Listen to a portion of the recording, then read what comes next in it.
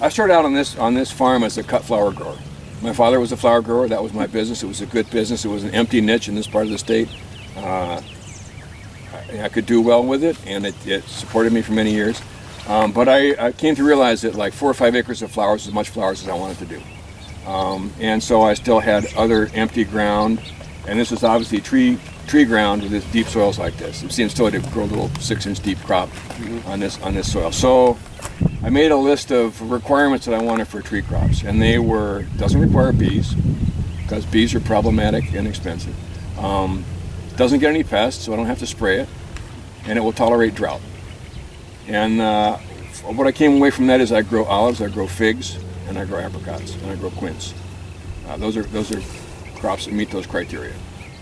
So olives were fairly high up on the list. The other advantage to olives for me, from running a little one-man family farm operation, is that the product I get, which is olive oil, is non-perishable. Stuff like flowers, I mean, they're like right now I'm harvesting tulips. You've got 24 hours to move those things out of there. And if the markets are clogged up because everybody else is harvesting tulips and all this stuff's going, you end up throwing stuff away. And it's whether you have any kind of perishable product, there's always that issue that you get into a situation where you've got to move it or throw it out. With olive oil, I've got a year to sell it. And once I've got olive oil, I put it in the bottle, take it to the farmer's market. If it didn't sell, just don't work. I'll bring it back next week. So that was a huge advantage in doing olives. And actually, most of our fruit, we sell maybe a third of it as fresh fruit, but the rest of it's made into jam.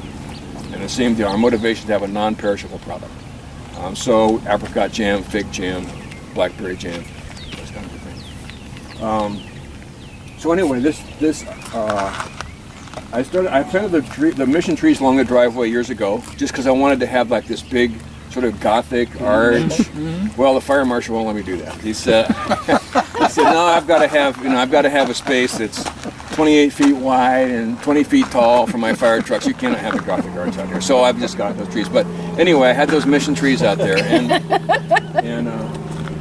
so a friend of mine said, let's make olive oil. So we came out here, we picked some olives, and we took them to a mill in Mill Valley. There used to be in a restaurant down there, and made some not very good oil. But I got inspired about olive oil, and I realized that this stuff I was buying at Long's drugstore to get, a 3-liter can for $8 that says extra virgin olive oil from Italy is probably actually like rancid canola oil from Tunisia or something like that. It's not what olive oil is. And so I got interested in olive oil, and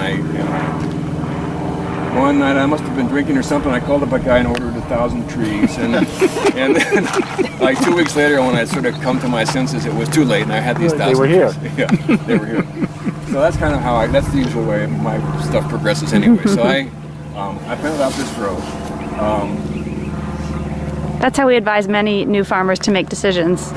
Drink excessively.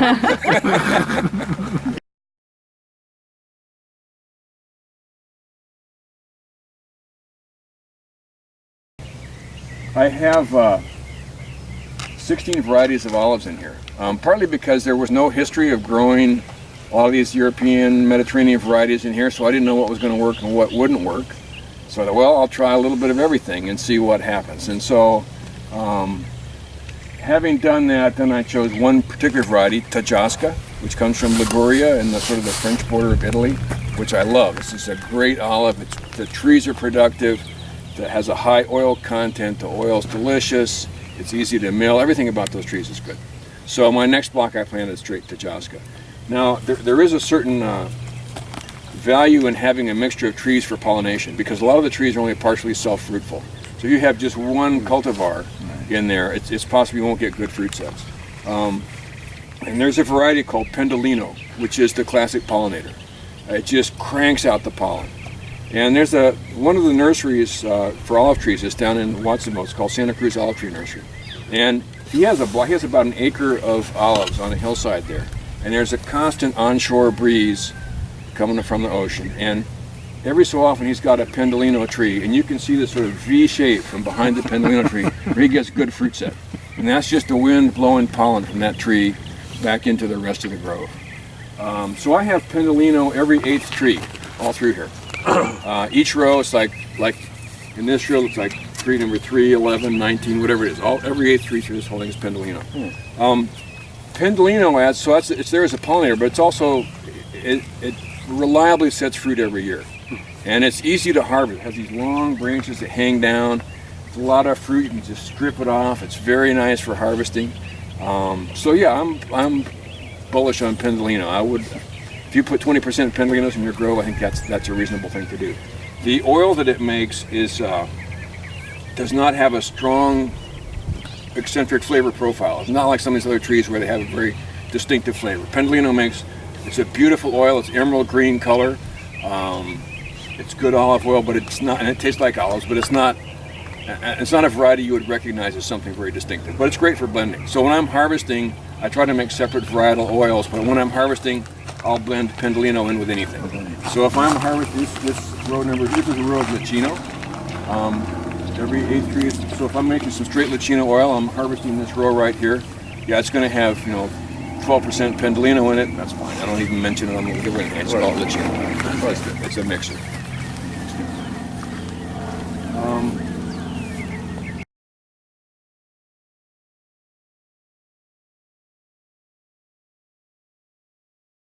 Irrigation. So I had this on micro sprinklers originally, and I had a lot of problems with my micro sprinklers, and it was a strange problem.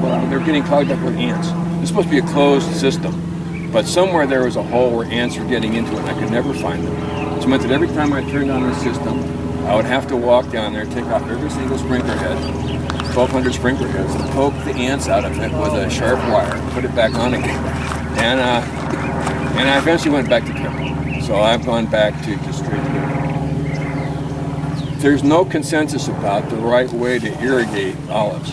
Some people irrigate twice a week, shallow irrigations. I was irrigating 3 times a year. That was it. Usually like once in June, once in August, maybe once again in October. But really deep. But deep. So I'd run sprinklers for 60 hours. In this particular soil right here, so this is really nice soil. This is a class 1 silty loam. According to the well driller's log, the topsoil is 300 feet thick. These are deep-rooted trees under these conditions, and they have roots down at least 20 feet. So my feeling was, if I'm going to irrigate, I want to soak up the soil profile to the depth of the roots. So that was a long irrigation. There are people who are growing on like a thin soil overlaying rocky ground, like down in Templeton or Paso Robles or someplace like that. And those guys have to irrigate more frequently, but more shallow, because that's where the roots are. The roots are up high. It's actually a little bit circular about this, and the roots will grow where there's water. If you do shallow irrigations, you'll end up with a shallow-rooted tree. So, at the same time, you want to put the water where the roots are. So you can kind of encourage the tree to make deep roots by doing deep irrigations. That's my approach.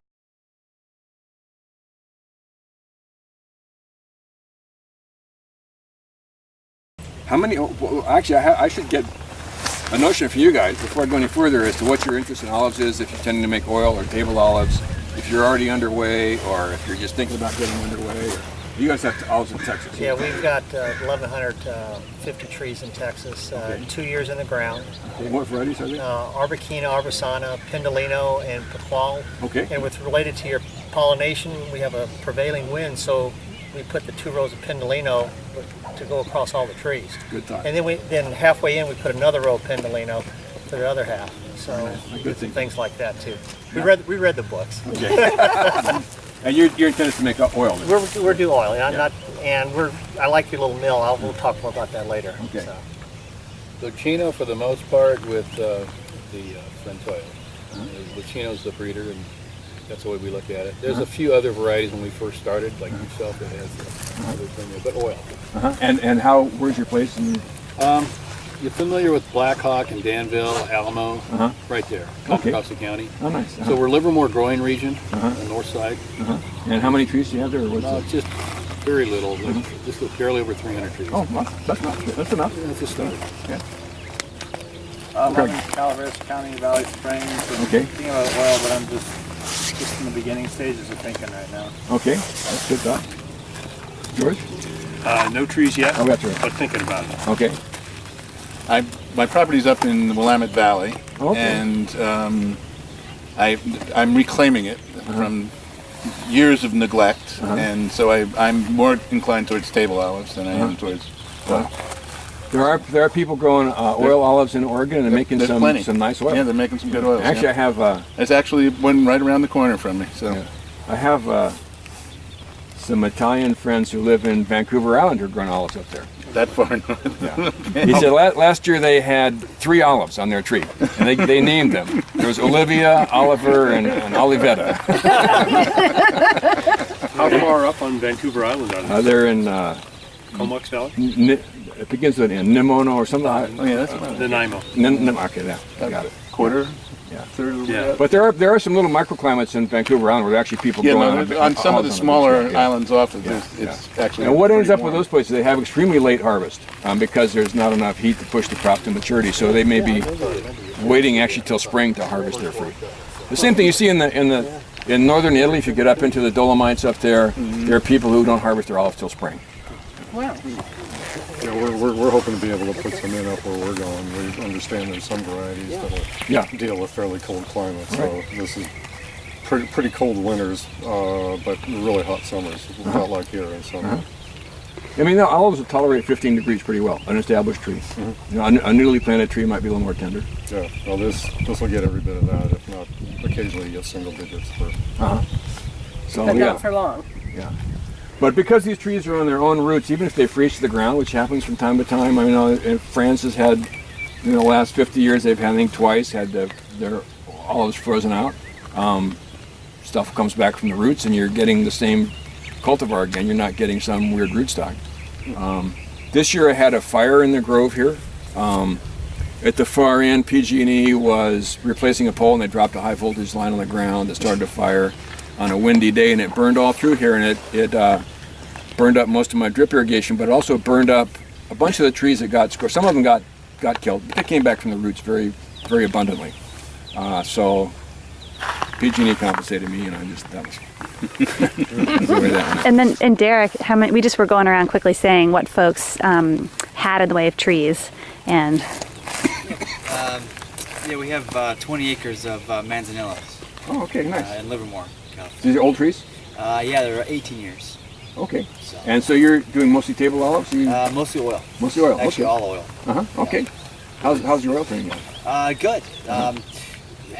The trees kind of got neglected for about 7-8 years, so we're in the process of getting the orchard back up to its production capability. We harvest probably only about 1/8 of it right now, just because picking 2 or 3 olives off of some of the bare trees. So we're working on getting some water to run. We're on a hillside, so all of our flat land we're on septic too, so we have a lot of leach line, and those trees are doing really well. And then, once we get up on the hillside, I mean they're still living, but they're just not producing. Yeah, often trees that are under irrigated or they're dry farmed tend to make very strong oils. So that they're strong in bitterness, strong in pungency. Usually when the judges are judging an oil, they're looking for 3 things: fruitiness, bitterness, and pungency. Those are considered positive attributes. And then some harmonious balance among those things. And typically dry farmed fruit will be a little bit unbalanced in the direction of bitterness. And that's a particular style of oil. Some people like it. I like bitter oil. But yeah, that's an issue that ties into irrigation.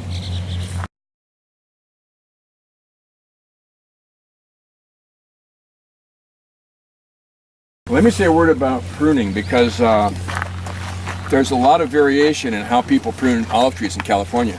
If you go down around Visalia where they're growing olives for table olives, you'll see these huge, dense trees. I mean, just solid all the way to the ground.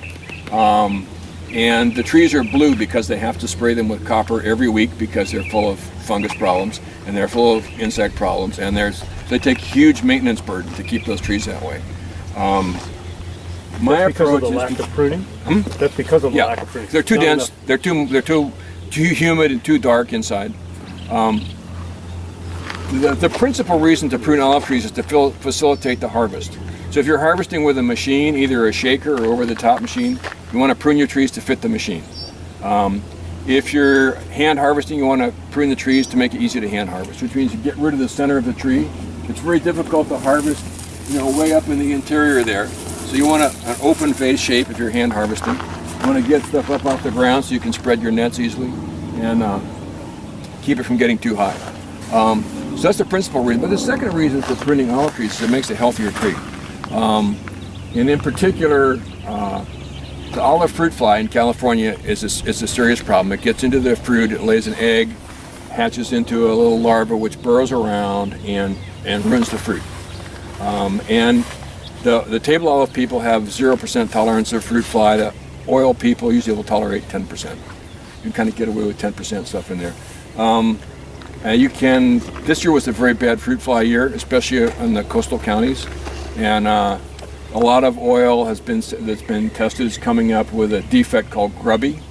Grubby means that there were still a lot of worms in those olives when they were being pressed for oil. So the olive fruit fly wants a dark, shady, damp, cool place. That's its preferred habitat.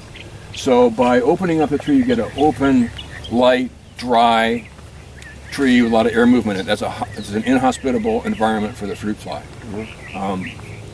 In addition, it's an inhospitable environment for black scale. So scale and some of the aphids and some other homunculus insects are a pest of olives, but they also are the food source for the fruit fly. In other words, a scale insect makes the sticky secretions. That's what the fruit fly is eating. So managing the fruit fly, managing the scale is part of managing the fruit fly. And to managing the scale, again, is to get a big open tree. If you look at an olive tree and look, where's the scale going to be? Well, you've got two branches coming out really close together like that.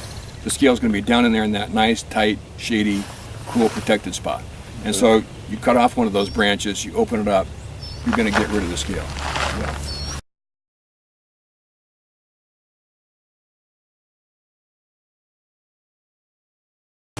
So you want to get a nice, well-made pruning saw with there's two different ways that the pruning saws are manufactured. One is the old-fashioned way you have to think of a saw. The teeth have a set. Does the teeth stick out to alternate sides along the thing? So it's making the curve. It's making a slot that's wider than the width of the saw. Much better is what's called a tri-bevel set to the teeth. It's like Japanese style of setting the teeth set on the saw, where there's no set to the teeth. They don't stick out. So the width of the slot you're cutting is exactly the width of the thickness of the blade. And it makes it glass smooth. It makes a beautiful cut. It also has more friction to it because there's no set to the teeth. So, little WD-40. And then when your saw gets starting to get all this sap and stuff on it, get like a lye-based oven cleaner. I use something called Easy Off oven cleaner. Spray a little on there, leave it for 20 minutes, and hose it off to get. So you want to cut down the amount of friction and just the work you're doing on your tree. So is that like some of those Japanese pole saws that you use for woodwork trim? Exactly. Yeah, similar kind of deal. Well, no set to the teeth. Yeah, it's got an interesting cut to the. Yeah, those things make awesome cuts.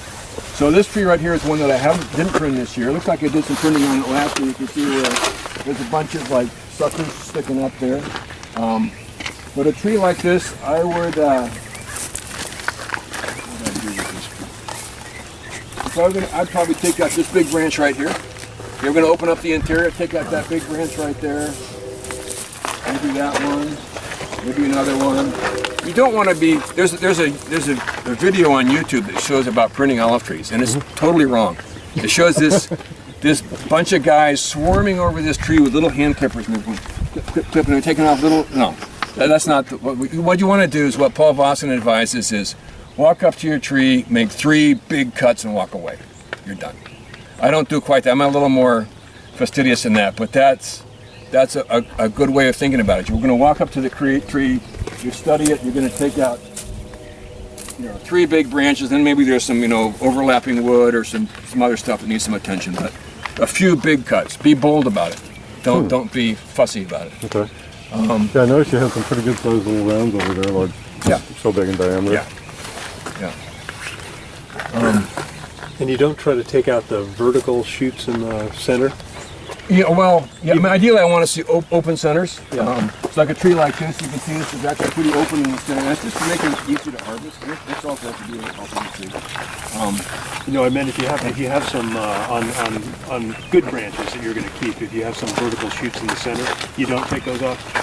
It would depend on how many there are. Like I might leave a couple, leave them some space. If there's a bunch of them, olives have a tendency to make branches that want to go exactly parallel to each other, and so you want to remove one of those two. Yeah, just generally.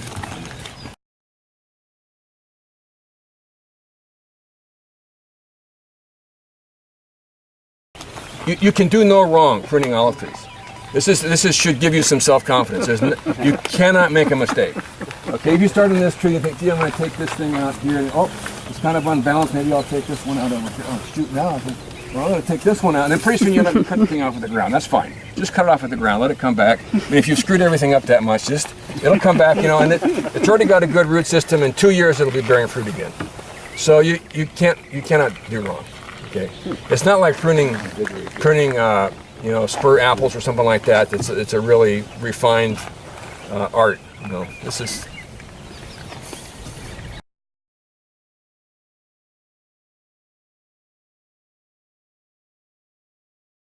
Not as a bacterial disease. You can't. I mean, most plant treatments are fungicides for treating fungus. This is a bacterial disease. It's not going to be affected by fungicides. So there's no treatment for olive knot except to prune it out. But olive knot is spread by rain onto freshly cut surfaces. So if you have olive knot in your grove, you want to delay your pruning until you have warm weather. That's going to be May, maybe something like that. If you don't have olive knot, I don't have olive knot in here. Then you can prune whenever you want. I just prune however fits my schedule. I have some free time, and this year I had free time in January. I went through here and I did my pruning in January. But you can prune any time of year. So that's good. So let's go back to the fruit fly a minute. So this grove is certified organic. That was mostly a decision that had to do with marketing olive oil, because there's a lot of potential buyers who are looking for an organic oil. And that gives me a market share. It doesn't give me a price premium particularly. I think the price is about the same whether it's organic or not. But it gives you a market share. It gives you access to markets. Like Berkeley farmers markets are organic only. So I wanted to sell oil in Berkeley, which I did for a while. They said, you can come in, or all these other growers who weren't organic, they can't come into that farmers market. So that was my motivation, to have market share. And my farming practices, although not precisely organic, are close enough I could tolerate, the few weirdnesses that were involved to get me all the way over to being organic. So coming back to the olive fruit fly, the fruit fly starts laying its eggs in the olives at the time of pit hardening. So the olive, you have flowers in April. A little tiny, olive is starting to develop. It's like just like the head of a pin, and as it gets bigger and bigger, it's almost up to size in late June, and then the pit, which is soft at that point, starts to get hard. That's the point at which the fruit fly becomes problematic if they're around. There are two main management tools for the fruit fly besides the pruning issue that I mentioned. There's a bait you can put out called GF120. It's an organic bait. It's made by Dow Chemical Company, which the words Dow and organic don't usually go together, but there it is.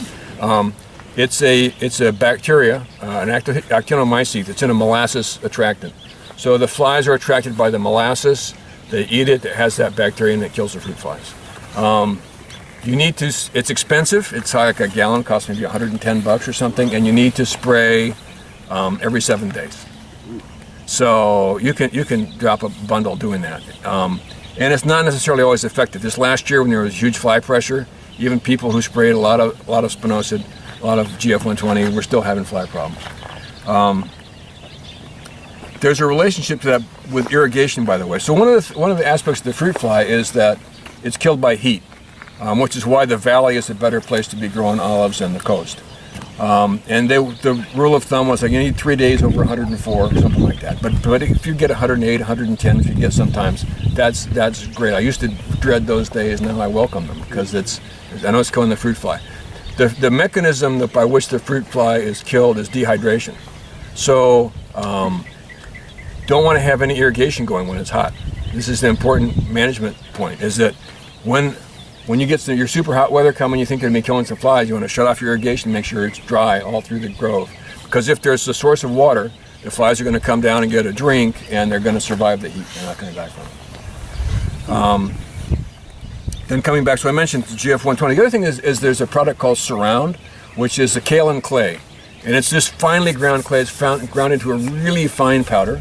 And you can make a suspension of this clay in water and go through here with the Orchard Blast sprayer and spray the trees, spray the fruit. And the flies won't lay eggs on an olive that has this clay on the surface of it.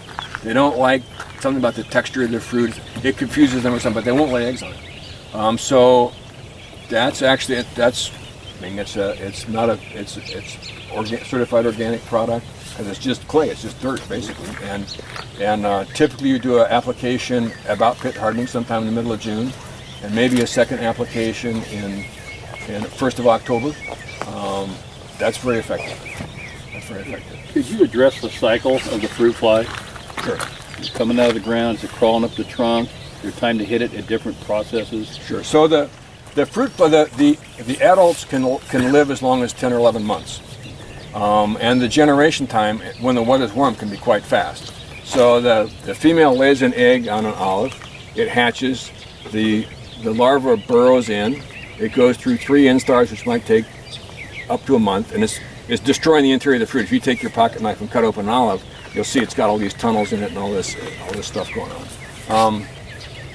Then so it can either pupate inside the fruit, form a pupa, and then the adult's going to emerge from that, or it wiggles out of the fruit and drops to the ground and pupates on the surface of the ground. So in the summertime, when we have warm weather, that cycle's going along pretty fast. I mean, it's like a 30-day cycle or something like that. As we get toward cooler weather in the fall, the cycle gets slower and slower. And what happens is we get toward the end of the season, wormy fruit falls to the ground, the pupae will overwinter in the ground, and it'll come out again in the spring once it gets warm again. I was just at an olive fruit fly conference on Friday, and one of the messages from the UCD was, you can't maintain your orchard floor by mowing, you have to disc it. And the reason for disking is to bury the pupae and the bad olives and all that kind of stuff that might be around. Get them down under the ground so when the pupae emerge the following spring, they can't find their way to the surface. Do you have olive fly in Texas? No. We shouldn't. I got one in my property that came in and said, howdy, y'all, on my property. So I don't know if it came from Texas. I don't know if there's any science to this. We're just doing it ourselves. We've done it about 10 years. Every year, we bring in about 50,000 ladybugs, and we set them by hand on the tree, all the trees. My kids do it, and they love me that time of year. But my thinking is, whatever critters are getting in those trees, ladybugs eat that kind of stuff. Sure. So if that thing's going up and down, it's just food. Right. So, I mean, that's just what I do, and it's not really expensive to do that. I just feel it's kind of balanced. I'll do whatever works. Have you had issues with the olive fly in your Had some. I've got a neighbor about this size, and he's got a bunch because they're doing more wine and they're ignoring, they didn't plant the olives. And I know some of the crow hares had a big problem, and they used the 120 on that stuff, and it's still a big problem. So they're not sure what they're going to do. Yeah. I keep telling Charlie, try the ladybugs. If you're going to eat that little larvae going up and down a tree, let them eat them. Right. Yeah. If it eats 10, I'm happy. Sure. Yeah, I think the issue of having neighbors who don't take care of their trees is a real problem.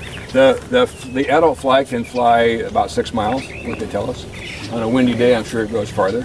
But if you have close by neighbors who have abandoned trees that are just full of wormy fruit, that's a source of inoculation for your orchard. That California's put warnings out, but there's no teeth. Yeah. So, and especially like urban areas. I mean, there's a lot of old olive trees around California. It's just street trees and garden trees, that kind of thing. So yeah, fruit fly is an issue. It's less of an issue in the valley around here, just because of the heat. More of an issue like Napa Sonoma has a terrible time with it. You mentioned crow hares down there had an issue with it this year. So when you're doing your deep irrigation, you're doing that at a time when the flies aren't around, ideally, correct? Yeah, well, I'm not doing. No, it doesn't matter if the flies are here or not. What the issue is that it's not during hot weather. So if the temperature is 85, well, the irrigation is not pertinent to the flies. They're going to find some moisture here and there anyplace. But anyway, it's when if we got this 105, 110 degree weather coming, I want to make sure things are really dry in there. so that's going to cook those flies, dehydrate. How high are you trying to keep the trees? Or how low? Yeah, you know, some of these have gotten away from me, but I like to keep them, I don't know, let's say 15 feet or something like that.